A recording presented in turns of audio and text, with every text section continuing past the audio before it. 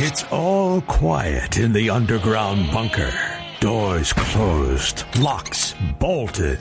But the Great One isn't just resting on his laurels. He's making sure your weekend is even better by giving you his best. This is the best of Mark Levin. Man, oh man of shepherds. We're loaded for bear, a.k.a. liberals. Lots of important things to discuss. But as I was finishing my prep for the program, a story broke about an hour and a half or two ago. And I hope everybody's listening to this, and I hope you will whisper down the lane, because this is very, very important. One of the things about Biden, his surrogates in the administration, in the media, they just keep lying about everything. They just keep lying. If I had to sum up who they are, even their campaign, it is attack and lie, attack and lie. All this fanfare about this executive order he signed. Bill Melugins on the border says nothing has changed. The numbers demonstrate that nothing has changed. Nothing. The rest of the media have gone silent. They were silent at the beginning of this boondoggle down there. But the American people, I hope, understand that all this man does is he lies. So this story is in the New York Post by Jenny Taylor. Border Patrol memo instructs agents to release migrants from over 100 countries into the United States. Border Patrol agents in California have been told to release migrants from over 100 countries into the United States despite the Biden administration's new border crackdown, quote unquote, according to a leaked memo obtained by the New York Post. Now let's just stop at the first paragraph, which is one sentence. Since when is it okay to lie to the American people this way? Since when is it okay to just lie about everything over and over and over again, then to raise hundreds of millions of dollars in campaign monies to run commercials, lying about you, lying about your opponent, and of course knowing full damn well that the media is going to back you up no matter what? Migrants from all but 6 countries in what Border Patrol calls the Eastern Hemisphere, made up of Africa, Asia, Australia, and Europe, who cross illegally into the San Diego border sector, will be released into the United States, according to the memo first reported in the Washington Examiner. We want to salute and credit the Washington Examiner. Only adult migrants from Georgia, Moldavia, Kyrgyzstan, Russia, Tajikistan, and Uzbekistan will be immediately sent for removal from the U.S. per the memo. Others will be released with a future court date but won't be able to pursue asylum, according to Fox News. So what? You know what that means? They're gone forever. They disappear. Customs and Border Patrol, CBP, also confirmed to Fox the order only applies to the San Diego sector, which is currently the busiest area for illegal crossings in the United States, and has seen the majority of people arriving from countries outside of the United States. Border Patrol data reviewed by the Post showed there were more than 10,000 migrants recorded crossing the southern border over the weekend, showing migrants are undeterred by Biden's new restrictions. It's amazing. Amazing how this man gets away with this. Biden's new border rules went into effect last Wednesday, and mean new asylum applications will not be processed until there are less than 1,500 encounters with illegal border crossers for 7 consecutive days. The Post recently obtained leaked Border Patrol documents telling agents that even with the new orders in place, adults and families who are very hard to remove, such as countries which do not permit charter repatriation flights, may be considered for processing of expedited removal or placed into Section 240 removal proceedings. These would include migrants from China. They put them into proceedings, but they released them into the country.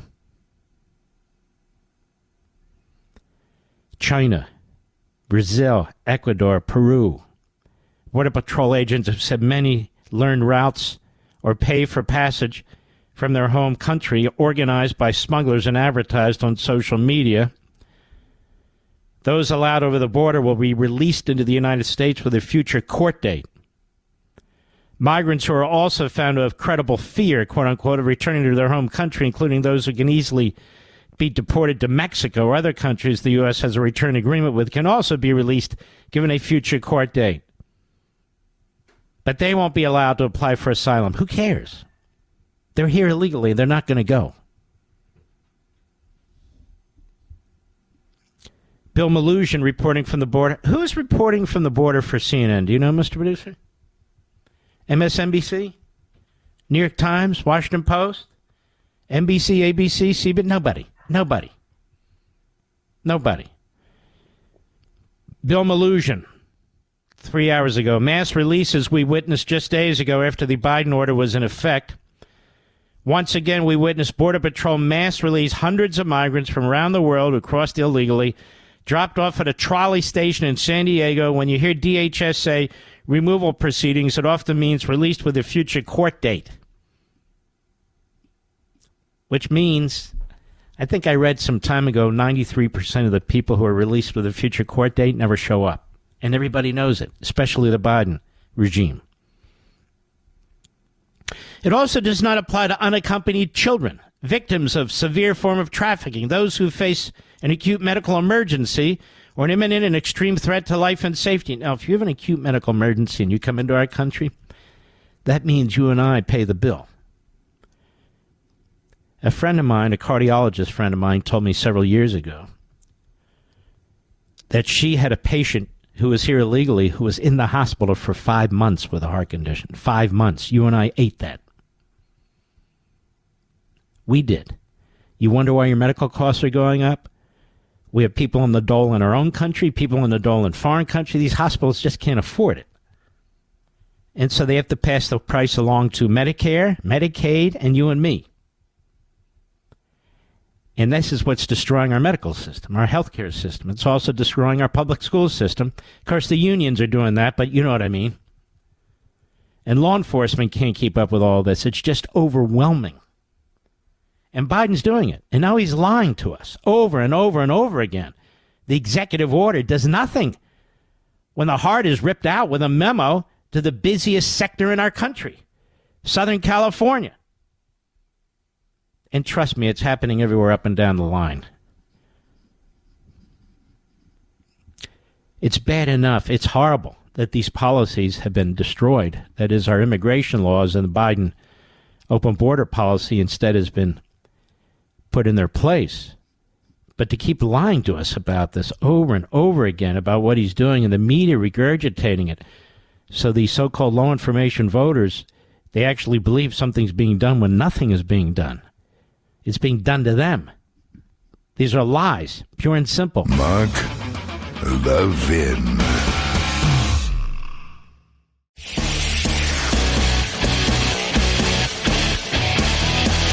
Making your weekend even better. This is the best of Mark Levin.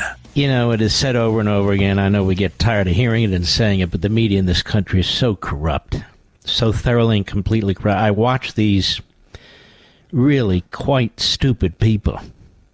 The Chuck Todds, the Dana Bashes, the George Stephanopoulos. These aren't even average people. They're way below average people in every respect. They're Democrat political hacks dressed up as journalists, and they prove it every day. Martha Raddatz. What's the one on Margaret Brennan? How did you know? Margaret Brennan. That's right. So we have this case today. Hunter Biden's found guilty in 3 hours. He's in a favorable state, a favorable city, a jury picked from that community, and he's found guilty in 3 hours. Completely different than the Donald Trump situation.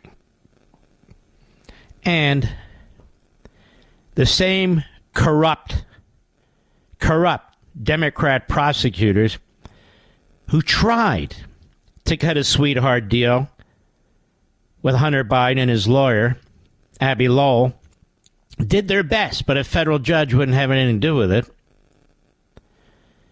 Well, look what happened. And not only that, a Department of Justice and an Internal Revenue Service that besmirched, threatened, ruined the careers of 2 IRS whistleblowers. 51 phony former spooks, that is, intel agents and federal law enforcement agents, signing a letter. The mother of all evidence against the Bidens, the laptop, just in time to influence the election. This whole thing was corrupt from beginning to end. And as I've said, and I want to congratulate the legal analyst backbenchers who've now picked up on it, yes, Joe Biden will pardon his son after the election. Period. Those of you who listen to this program on a regular basis, you know we've been saying this. And so all this took place, and let us not forget some of the toughest aspects of Hunter Biden's criminality. While they allowed the statute of limitations to run, did this prosecutor, involving FARA, the Foreign Agents Reporting Act. And one of the more important tax aspects, the statute of limitations ran as well. He let them run. Now, since we have the benefit of Alvin Bragg and acting state judge Bidenite Mershon, there's a way to fix that, as I understand it.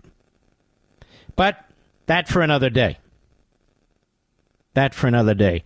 Hunter Biden won't see a minute in prison, because Daddy will pardon him the minute after the election. I'm telling you now. And again, the backbenchers have finally figured it out. Anyway, so we have to listen to this media. Chuck Todd. I thought they got rid of Chuck Todd, Mr. Producer. I thought they sent him to, like, Alcatraz or something. Oh, just to meet the depressed.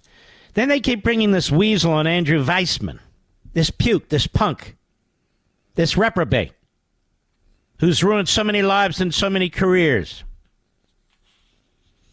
Then they bring in Terry Moron, a.k.a. Terry Moran, ABC News. Senior congressional correspondent Rachel Scott, ABC News. Then they roll in the big one, Claire McCaskill and MSLSD. And then there's Biden, while this is all happening, speaking at some major gun control operation, every town for gun safety, going on and on about how we need more gun laws. And I want to correct something here. People are confusing the Second Amendment with libertarian ideology. Look, we gun owners have been saying over and over and over again, in the face of those who seek to take our weapons away, you're coming after people who are honest, people who purchase their weapons legally, people who use their weapons legally. You're trying to punish us for those who violate federal gun laws. You're not permitted to purchase a weapon if you're a drug addict. If you're a drug addict. And so people say, well, that violates the Second Amendment. Well, you want to know the truth? When the Second Amendment was adopted, it didn't apply to the states. That's correct. The Bill of Rights only applied to the federal government. Only to the federal government. And later on, the court came up with a doctrine, the incorporation doctrine, and included it and some of the other aspects of the Bill of Rights, First Amendment, Second Amendment, Fourth, Fifth, Sixth Amendments, and so forth, to the states. The court did that. Except for the 14th Amendment, which took the Fifth Amendment effectively and applied it to the states, we needed a constitutional amendment. So if you're a quote-unquote a libertarian and you want to be a purist on this issue, states can do whatever the hell they want. But we're glad they can't, aren't we? Yes, we are. We're glad they cannot. because they'll come after those who are law-abiding gun owners. That's what they'll do. So that's the history. That's the truth. Now, having said that, I'm a gun owner. I believe in the Second Amendment. I believe that amendment should be maximized, but I also believe that if you're a drug dealer or a drug addict, I have no problem with the requirement that you can't purchase a gun. Now, maybe at some point, if you're a drug addict and you've cleaned yourself up, that's okay. But in 2018, when Hunter Biden walked into that gun shop, he was a drug addict. In fact, they found cocaine on his pistol later. When his deceased brother's wife and his girlfriend he was having an affair with threw it away in a trash can, and when it was found, it had cocaine on it. I mean, it was a simple open and shut case. Simple open and shut case.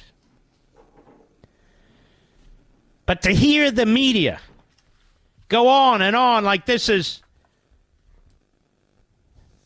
some terrible thing that he was charged, or even more, Joe Biden, he acts like every father acts. No, he doesn't.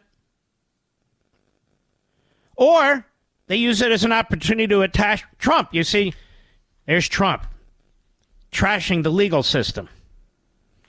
But in the meantime, here's Joe Biden accepting it. What?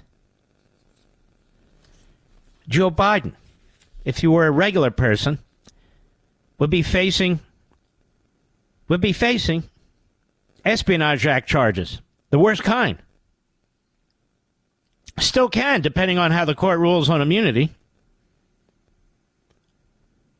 He was almost gleeful when he decided to speak about the Trump case in New York. The system worked. The system worked. The system was a setup in New York. And the feds, the intelligence agencies, the FBI, the Department of Justice, they all tried to cover for Hunter. All of them. It was a judge who put her foot down. A real judge. A federal judge in Wilmington who said, wait a minute, what kind of deal is this?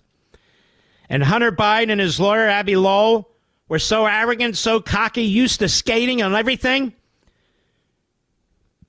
that they turned down any possibility of a deal even after that. Now he was convicted. What they did for Hunter Biden would never be done for an American citizen. Let statutes of limitations run. Have a sweetheart deal. Delay a case for years. Even had a trial in Wilmington, Delaware, with an honest jury. We didn't see that in Manhattan. We didn't have an honest jury, quite frankly. Well, don't blame the jurors. I blame them all. They compare that to what Donald Trump had to deal with while he's running for president. A former president. There's no comparison. But here's Chuck Todd on MSNBC today. They dusted off the little bastard.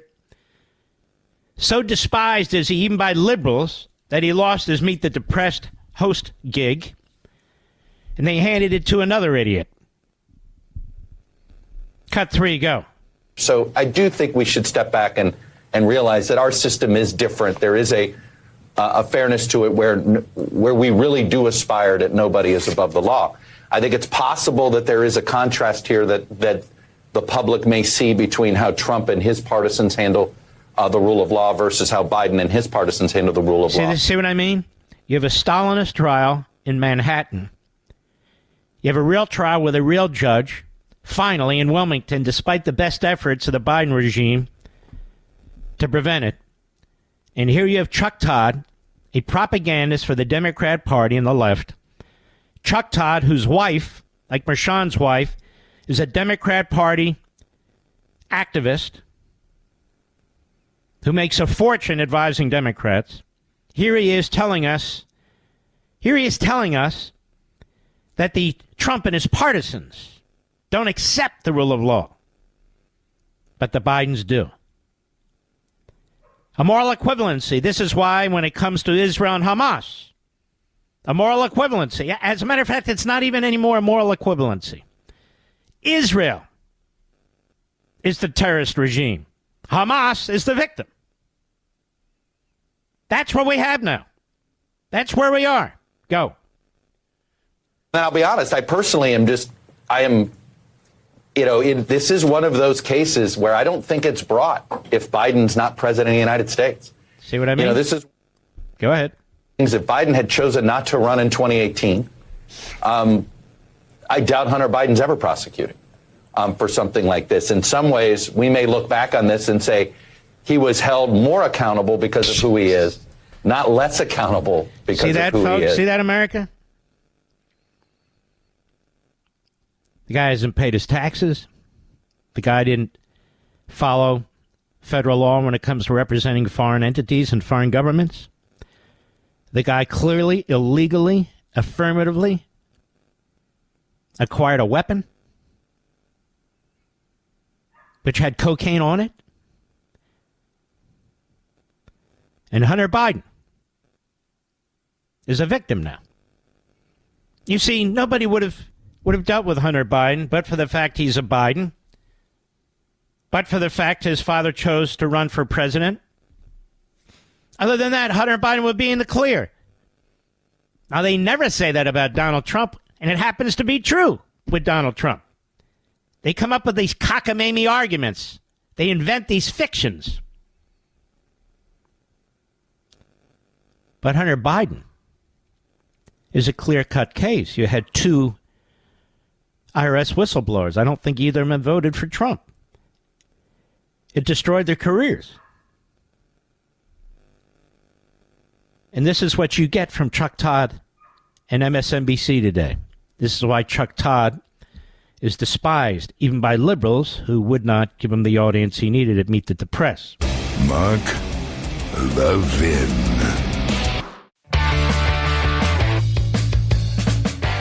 You're listening to the best of Mark Levin. Over at Right Scoop, Joe Biden's open border is the gift that keeps on giving. It's being reported now by the New York Post. 6 Russians from Tajikistan have been arrested by ICE after being warned by the FBI that they have terror ties to ISIS-K. Now, they can't catch all of them, can they? And they're not going to. One of those terrorists who was caught talking about bombs on a wiretap is confirmed to have come over Biden's open border and was released into the country. So they were already here illegally. Here's more. 6 Russian nationals suspected to have terror ties to ISIS have been arrested in a coordinated sting operation spanning L.A., New York, Philadelphia, the Post can exclusively reveal. I mean, look at all the resources and time we have to spend on this because this jackass has the border wide open, and his executive order is a joke. 2 ICE sources confirmed to the Post they arrested the 6 people who hail from Tajikistan over the last week after the FBI contacted the agency to warn it. What happened to the good old days, Mr. Producer, when people were coming here to pick lettuce, according to John McCain? Part of the investigation featured a wiretap which revealed one of the now arrested individuals was talking about bombs. Remember the Boston Marathon bombing? I'm afraid something like that might happen again or worse, one of the sources told the Post. The target who was subject to the wiretap was previously released by federal authorities at the southern border with a court date next year, but it has since emerged he has potential ties to ISIS. Can you come back here? Here's your court date, please. Pretty please, will you come back? Yes, of course I will. Of course I will. Thank you, sir. Oh, by the way, yes. Here's a free food stamp card. I'd like it very much. A phone. I'd like it very much. What else would you like?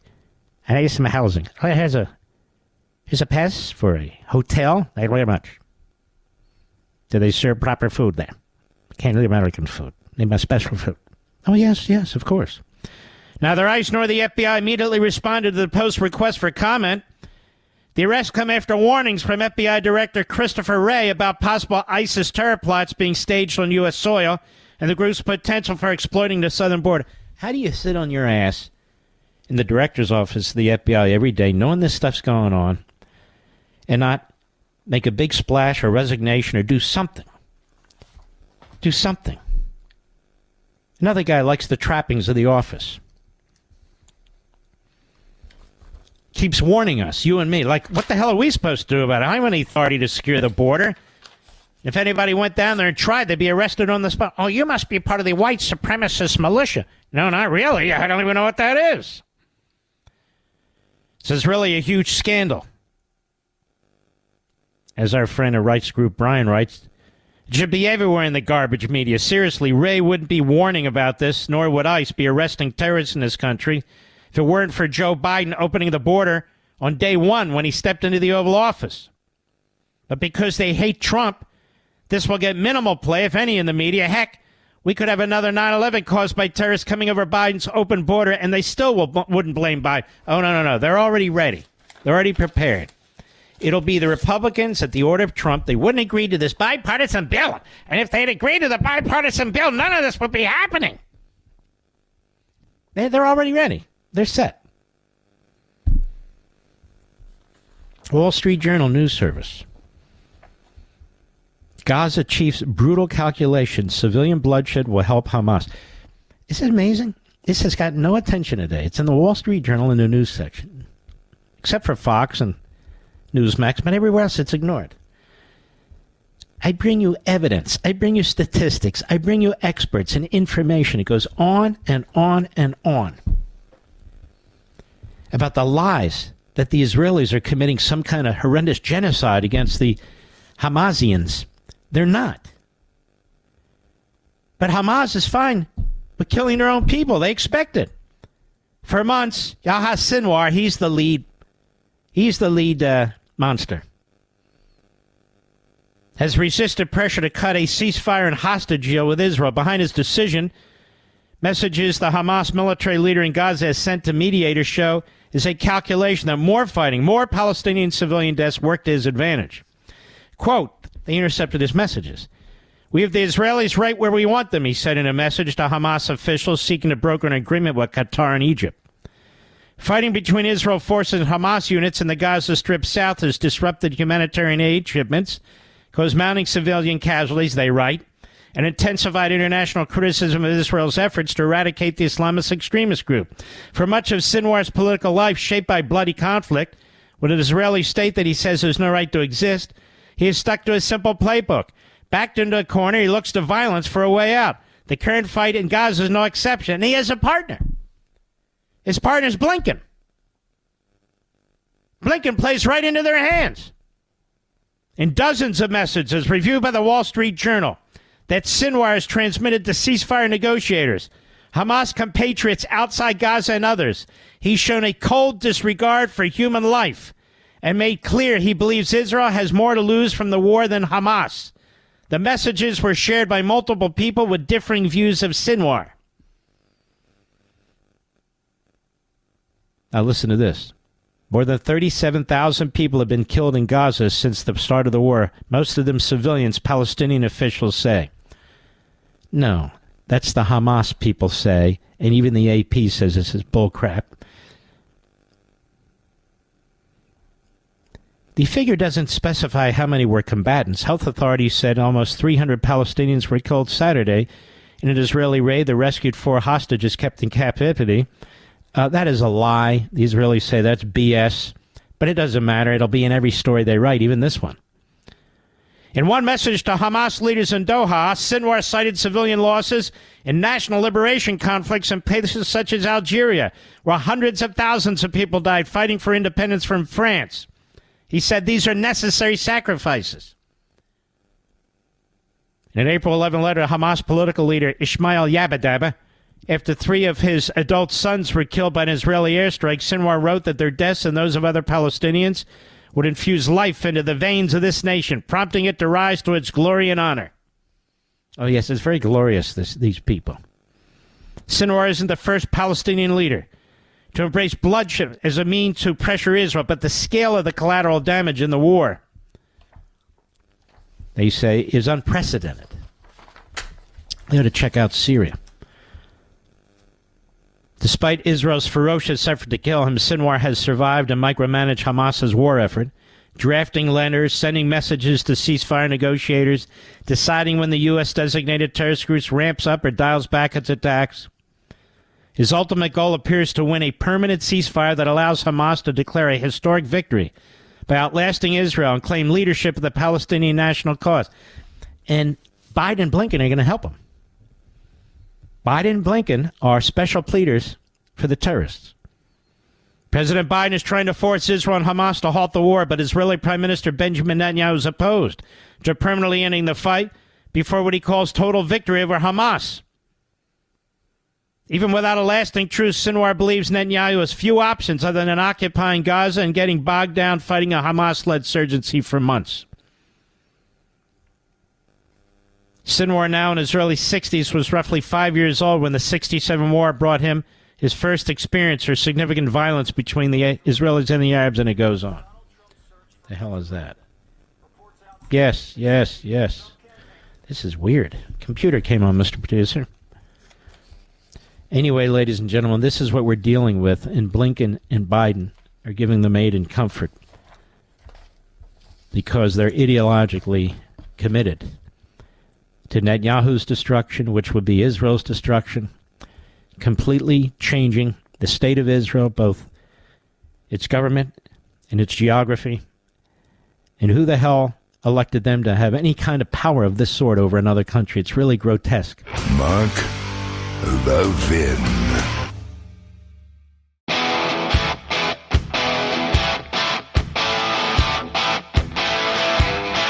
The Great One makes your weekend even better. This is the best of Mark Levin. Something is happening now, right now, that hasn't happened to our country in more than half a century, Mr. Producer. In more than half a century. As the New York Post points out, a flotilla of Russian ships passed within hailing distance of Florida's eastern coastline, with the U.S. Navy and Coast Guard following close behind, according to open-source maritime and air tracking information. That means they're like 30, 40 miles off the coast. The Coast Guard Cutter Stone, Navy-guided missile destroyers USS Truxtun, USS Donald Cook, and the Royal Canadian Navy frigate HMCS Viol de Quebec sailed after 4 Russian vessels reportedly headed to Cuba, according to online maritime trackers, including Vessel Finder.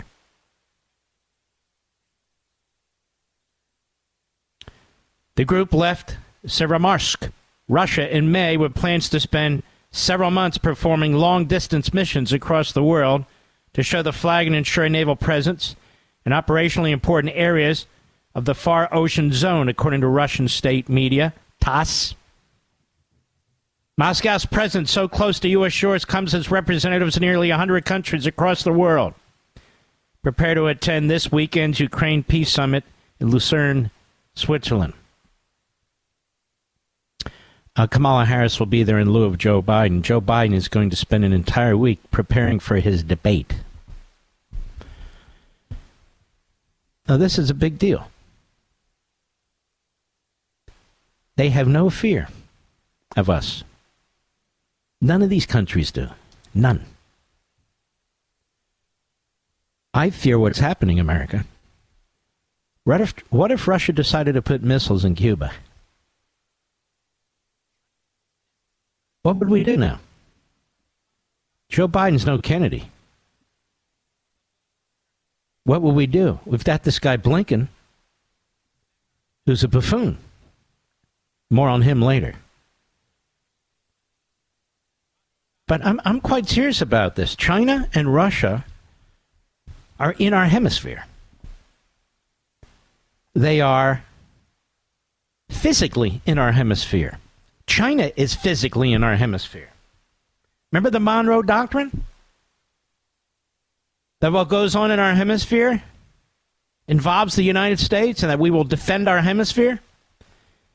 Do you remember when John Kerry announced as Secretary of State that the Monroe Doctrine was no longer a doctrine embraced by the United States? Remember that?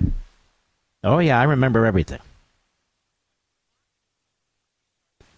So here we have Putin. Now, the problem is we have isolationists and Marxists who are going to say, we provoked this. Hello? Don't confuse Biden with the United States of America. The fact is, if Biden wasn't there, we didn't provoke anything. What's provocative, quite frankly, is our weakness, our unwillingness to build up our military. Our Navy has under 300 ships, about 283 ships. It's appalling. Under Reagan, we had 600 ships. 600. They wouldn't be messing with us. But they're messing with us now. And virtually our entire focus as a Biden regime is on Israel. I mean, this is incredible. And so this flotilla comes by and the media yawn. Okay, next, what's the big deal? If it doesn't involve Trump or we can't turn it into Trump, what are we going to do? By the way, on my Blaze program today, I almost never talk about it, but I want to talk about it right now. We took, it had to be 19 minutes, give or take, of the media, virtually every platform in this country, pushing the letter by the 51 fraudsters that the laptop, the Hunter laptop, was, a Russian influence operation to affect the outcome of the election. And we now know, of course, and we knew then that it certainly was not. And the New York Post took the lead. But when I played it and commented on it, it was so unbelievable what the media had done, and they do it all the time. It's like Sam Alito and the flags. Now they're interviewing the reprobate that was threatening the Alitos and made these horrific comments to Mrs. Alito. The American media is so horrendous. It's so psychotic. It's so hateful towards America and us that this clip, host after host, guest after guest, they're responsible for their guests and so forth. Assertion after assertion, lie built upon lie. It was so grotesque. And it is important to remember these things. It absolutely is. I mean, we remember them generally, but to actually watch it over again and hear what they say, and say with authority, and NBC and ABC and CBS, the big networks, and their reporters speaking as if they're authoritative about these issues when in fact they're just spinning and spewing propaganda. It was unbelievable. And so when we have a Russian armada come within 30, 40 miles of the Florida East Coast on its way to Cuba to make a statement, including a nuclear sub, it shows that they just don't give a damn. They are not afraid of Biden in the least. Now, the fact of the matter is, all the people who are pretending that Biden is cogent and coherent, that he's not suffering from a mental malady, are putting our entire country at risk. It's a provocation when your president is an imbecile. It is a provocation. And our enemies are poised to act. On his watch, Russia invaded Ukraine. On his watch, Iran's going to have a nuclear weapon, whether they announce it or not. And we can go down the list. It's really quite stunning. And our military has its hands tied, is underfunded. And so nobody's talking about this. It's absolutely shocking to me. And you can see the ships. I'm looking at the New York Post, how close they are to our coast. It's like, screw you. We don't give a damn what you think or what you say. It's the way the Iranians treat us now. They said, the more terrorism we unleash, the more money we get from Biden and Blinken. It's the damnedest thing. They're thinking that over there. The Islamo-Nazis, they're thinking, okay, the more we press Israel, the more we fire missiles, the more we provide missiles to Hezbollah and armaments to Hamas and all the rest of it, the more money we get from Biden and Blinken. Pretty sick, don't you think? Yeah, it's very sick, as a matter of fact. Blinken. It appears that Hamas has turned down the deal. They treat Hamas like it's some kind of legitimate state or legitimate authority. It's a terrorist organization. And so the Biden regime props it up as a negotiating partner. Of course, we negotiate through others, like Qatar, a terrorist regime, like Egypt, a military dictatorship. We prop them up. Okay, they come as they come. But that said, we're negotiating with a terrorist organization as if they're reliable. Do you know why they're called terrorists? It's because they don't fight fair, quote unquote. They don't wear the uniforms. They don't do this. They're called terrorists, not combatants. They're terrorists. So Blinken, he's with the Qatari Prime Minister, Al Thani. They're all inbreds. It's all a phony country. Doesn't matter. So Blinken's with this guy today, and there's a news conference in Doha, Qatar. The level of idiocy, naivete, of buffoonery is beyond belief. Listen to this. Cut 2, go. The longer this goes on, and remember, Hamas had this for 12 days, and it's not as if the world stood still in those 12 days. People were suffering throughout those 12 days. The longer this goes on, the more people will suffer. And it's time for the haggling to stop and the ceasefire to start. It's as simple as that. Look, Israel accepted the proposal as it was and as it is. Hamas didn't. So I think it's pretty clear what needs to happen. And we're determined in the coming days to, again, try to work this. We will work this with urgency and see if the gaps that are workable, we can actually work and bring it to conclusion. And then it may be that Hamas continues to say no. Well, I think it will be clear to everyone around the world that it's on them and that they will have made a choice to continue a war that they started. Oh, okay. That'll prove it's on them. What a dumb bastard this guy is, Mr. Producer.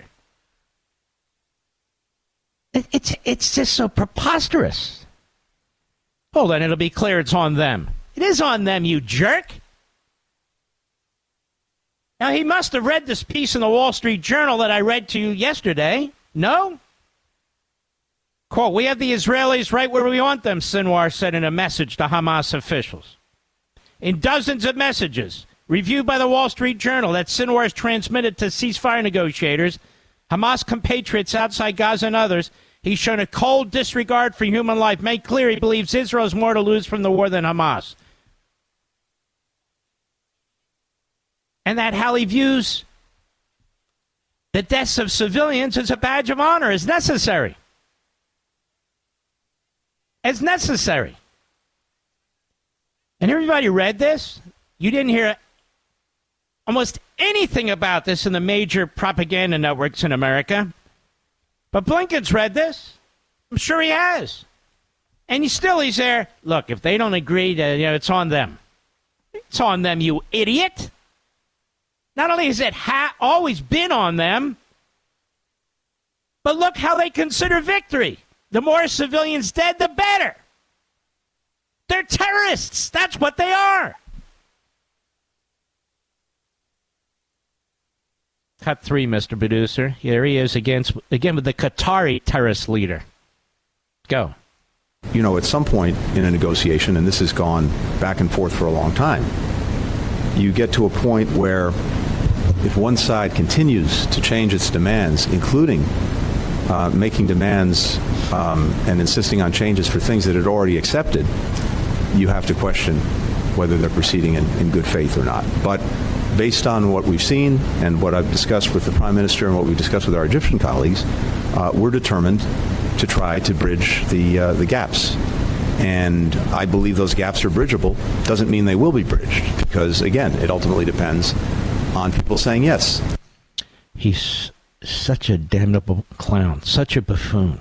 We're dealing with terrorists. Let's say they say yes. Let's say they sign a piece of paper. What does it matter? That's not their mindset. Their mindset is, if they think it's for them, they think it'll advance their cause, they'll sign the paper. If they think it won't, they won't sign the paper. And you see what you did, Blinken, you and Biden. You've been their special pleaders. You've been defending their mayhem by blaming it on the Israelis. You've made it clear that you, if you have your way, are not going to permit the Israelis to win. You've made all of this clear to Hamas.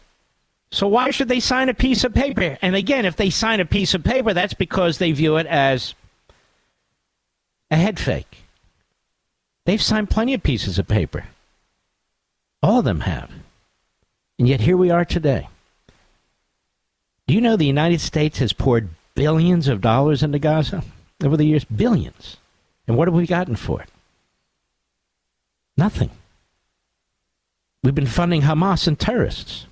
This guy Blinken is as dumb as a doorknob. Mark Levin.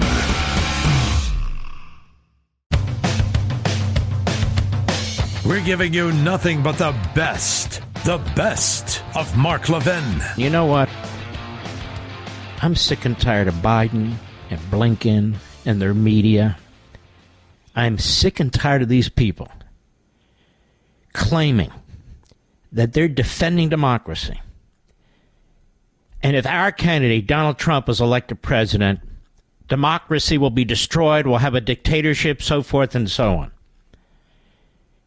Is it not they who keep talking about fundamentally transforming America? Is it not they, little Dick Durbin the other day, who's telling us that illegal immigrants of today are the people who will build America tomorrow? Is it not they who are attacking our fundamental civil liberties? And they go on talking about democracy. They don't even understand that we live in a republic. The framers rejected a democracy. Why? Because democracies are about mobocracies, and you can't have a Bill of Rights in a democracy.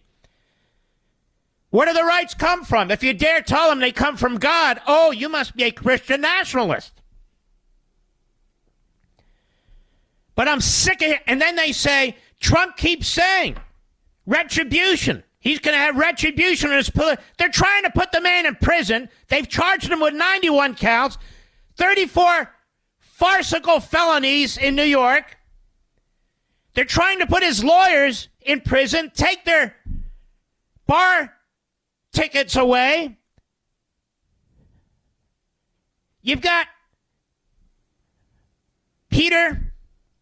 what's his last name, Mr. Peter, who's in prison right now? Navarro, I'm sorry, I apologize. Peter Navarro in prison. They're trying to put Bannon in prison. They want old ladies who are protesting at abortion clinics thrown in prison. And they talk about, retribution. They want retribution? Retribution for what? For what? They're the ones using the law against us and our people. And they sit there and they pose as great believers in liberty. I'm fed up. I want to give you an example. I wasn't even planning going on this direction, but my blood is boiling. This guy, Chris Murphy out of Connecticut, he's a lowlife. Absolute lowlife. So he's on CNN today. By the way, do any of these politicians work, Mr. Producer? They go on every cable channel endlessly during the week. Not talking about the weekends, my show, during the week. But here's this puke, this punk, Chris Murphy, on CNN today. Cut 8, go. The reality is that Republicans' sort of brazen decision to endorse the justice system's decision-making when it convicts a Democrat, like the president's son, and decision to call the system rigged when it convicts a Republican, like the former president. Is this man really this stupid, or is he just pretending to be stupid so he can make a false political point? Either way, he's a punk.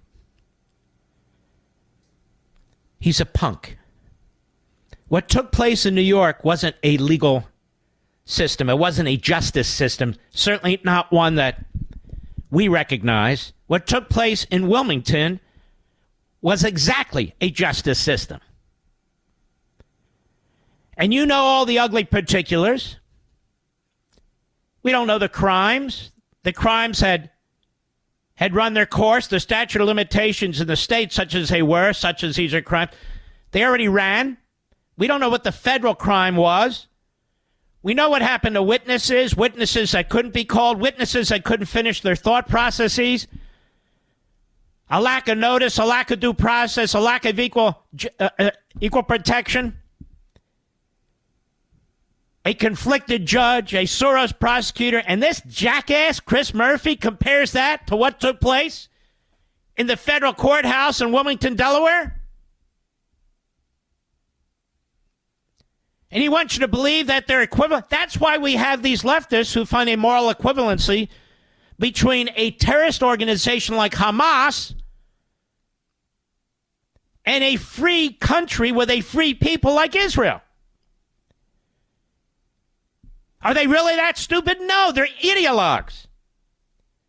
They're ideologues. So Donald Trump should just take it. His lawyers should just take it. His former advisors should just take it. Indicting them, trying to bankrupt them, having their law licenses removed, warfare, lawfare, call it whatever you want. And then if Trump becomes president, he should pretend none of that ever happened. None of that ever happened. It's like election denying.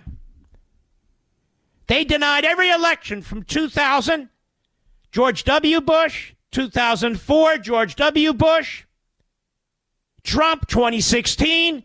We know who they are. We have all the audio. But when it comes to 2020, that's the great question for the debate. According to Bill Clinton's hatchet man, that's trashed and smeared women who dared to come out and point a finger at Clinton as molesting them. He's the big host on ABC News. Go ahead with this, Chris Murphy, please. Go ahead. It's a real worrying advertisement from Republicans that they are planning to potentially use the justice system as a mechanism to target Trump's political opponents. Isn't this precious? Now, I don't speak for Donald Trump, the campaign, or anybody. I speak for myself. But isn't this precious? So the nation should be in fear that if Trump becomes president, he might do to them what they've done to him. Think about that. So don't vote for Trump. Vote for Biden. Who is it? Attacking all of his political opponents, trying to put them in prison. With this pathetic attorney general. He gets away with something like that. See, CNN's not going to confront. This is why these fools won't come on my show. This is why they won't come on the show. Because I would say to this buffoon, wait, let me get this straight. So you guys use the Justice Department to go after a former president. You tip your hat and wink at your Democrat DAs in Democrat cities. You find what took place in the Manhattan case. Any lawyer who finds that what took place in that case is legitimate is not worth having a license. I can tell you that right now. But that's okay. So if the same thing were done to Chris Murphy, that's not okay. That's exactly what we mean about two types of justice. And when you have two types of justice, you have no justice. When you have two types of justice, you have no justice. Chris Murphy, that's what he's saying. They're open to using the justice system as a political tool to persecute opponents if they get into power. The hypocrisy. The idiocy of that statement. You have a problem with that, Chris Murphy? How come you haven't said anything about... On the one hand, you say what happened to Donald Trump is good, and the Republicans, look at how they attack the system. But when it comes to Biden's son, Hunter, that's okay. Biden's son, Hunter, had a sweetheart deal like nobody's ever seen in the history of our republic. The judge stopped it. The judge said, what is this? That deal fell apart. Hunter Biden and his lawyer, Abby Lowell, stormed out of the courtroom. David Weiss, the prosecutor, circled back, tried to cut another deal with him. Another sweetheart deal. They wouldn't do it. We'll take our chances in court. They go in court. Where's the court? Wilmington, Delaware. Jury of their peers. More than their peers. Biden's constituents. Biden's constituents. And they've noticed of what the crimes are. You don't have to resuscitate any crimes where the statute of limitation is run. Witnesses weren't interrupted. There wasn't any collateral evidence. The jury rules were kosher, straightforward. All that's supposed to take place in a courtroom. That's why nobody can criticize this. The guy was guilty as hell. He lied on an application, a federal application to purchase a gun while he was still an addict. And his girlfriend, how sick is this, who was his brother's wife, threw the gun in the trash can and it still had cocaine residue on it. According to Chris Coons, that's all right. He understands. That's the same thing as Donald Trump with trumped-up charges, state charges, on a non-disclosure agreement. 34 felonies. So he says, hey, that's the same. See, these idiot Republicans. No, we have brains. We can see the difference. Apparently, the people who vote for Chris Murphy in Connecticut do not. Because this is what passes for logic when it's the opposite. And then he says, can you believe it? They're talking about going after their political opponents. Are you kidding me? You damn fools wrote the book. Look at Rudy Giuliani today. Look at Peter Navarro today. Look at Steve Bannon today. Look at the whole crowd today. All of them. Look at John Eastman. And look at Donald Trump. From courtroom to courtroom to courtroom to courtroom. And this jackass says, look, they're planning on using it. No. Equal justice. You guys have created a precedent. The precedent stands. That's as far as Mark is concerned. So you can go on CNN that has no ratings, no viewers, and whine all the hell you want, pal. You can't use the legal and political equivalent of nuclear weapons and then expect the response to be a water pistol. That's my view.